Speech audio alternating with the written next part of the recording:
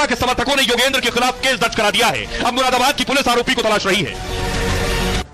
अब देखिए ये बवाल हंगामा क्यों हुआ है और इसमें एक्शन हुआ है। योगेंद्र राणा पर एफआईआर हो गई। इकरा 2024 में कैराना से सांसद चुनी गई, साथ ही लोकसभा से लेकर अपने क्षेत्र तक में एक्टिव रहती। दिल्ली के लेडी श्रीराम कॉलेज से स्नातक की डिग्री ली है। लंदन के विश्वविद्यालय से अंतर्राष्ट्रीय राजनीति की पढ़ाई की है। इकरा हसन के परिवार का कैराना की राजनीति में दबदबा रहा है। दादा अख्तर हसन पूर्व सांसद रहे हैं, पिता मुनव्वर हसन, मां तबस्सुम हसन भी सांसद रह चुकी हैं। भाई नाहिद हसन 3 बार विधायक है। सांसद इकरा हसन को निकाह का ऑफर दिया।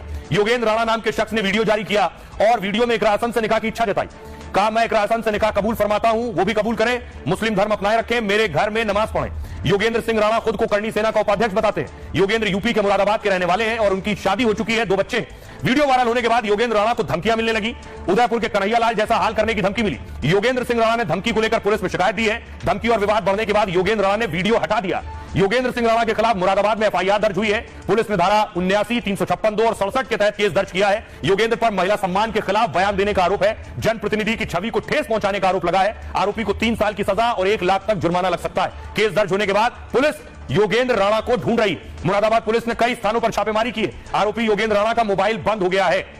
सुनिए जरा शिकायतकर्ता क्या कह रहे हैं और एसपी सिटी क्या कह रहे हैं। इस जो उन्होंने अभद्र टिप्पणी की है उसकी घोर निंदा करती हूँ। पहली बात यह है कि वो महिला है। दूसरी बात यह है कि एक एमपी है, माननीय एमपी है, जिनके बारे में इस तरह की अभद्र टिप्पणी करना बहुत ही बर्दाश्त की से बाहर की बात है। और मेरी पार्टी भी और मैं भी इसका बहुत घोर विरोध करती हूँ और उन्हें क्षमा मांगनी चाहिए। एक लाइन पर की महिला के द्वारा थाना कटघर एसएचओ को एक तहरीर दी गई है और तहरीर में जो कंटेंट था उसके हिसाब से हम लोगों ने इसमें वीडियो पंचिंग कर लिया है और उसमें इन्वेस्टिगेशन स्टार्ट कर दी गई है। एविडेंसेस कलेक्ट किए जा रहे हैं, जो फाइंडिंग्स होगी उसके हिसाब से इसका डिस्क्लोज किया जाए। तो ये शख्स खुद को कह रहा था कि ये करनी सेना से ताल्लुक रखता है, लेकिन इसकी हरकत के बाद करनी सेना ने खुद को इससे अलग कर लिया। योगेंद्र सिंह राणा खुद को आरएसएस से जुड़ा भी बताता है और करनी सेना के उपाध्यक्ष पद पर होने का दावा किया था इसने, लेकिन करनी सेना ने योगेंद्र के दावों को खारिज कर दिया है। करनी सेना संघ के राष्ट्रीय अध्यक्ष नीरज सिंह चौहान ने कहा है कि योगेंद्र राणा का करनी सेना से कोई संबंध नहीं है। उन्होंने महिला सांसद का अपमान किया है, इसके लिए उन्हें जेल भेजा जाए। योगेंद्र राणा राजपूत समाज से हैं या नहीं, हमें इसकी जानकारी नहीं है। राजपूत समाज कभी किसी महिला का अपमान नहीं कर सकता है। पुलिस प्रशासन को उनके खिलाफ सख्त कार्रवाई करनी चाहिए। सुनिए जरा क्षत्रिय समाज क्या कुछ कह रहा है। देखिए, अब हिंदुस्तान जिस रास्ते पे चल पड़ा है वो सिर्फ विनाश का रास्ता है।